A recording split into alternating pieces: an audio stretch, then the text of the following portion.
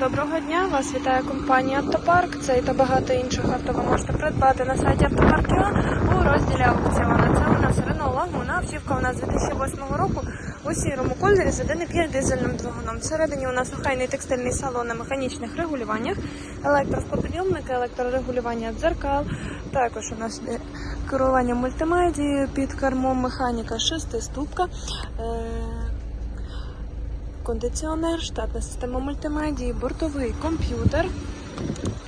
Позаду у нас також електросклопідйомники, задній ряд у хорошому збереженому стані, є кріплення ізофікс, велике та містке багажне відділення. Автівка привезена сюди з Європи, технічно обслужена, один власник, 2 ключики, ТО було 4 тисячі тому, ніяких капіталовкладень не потребує, тоді ж замінили ремінь ГРМ, тому якщо вас цікавить це авто, звертайтесь, місто Львів, вулиця Кільцева, 60.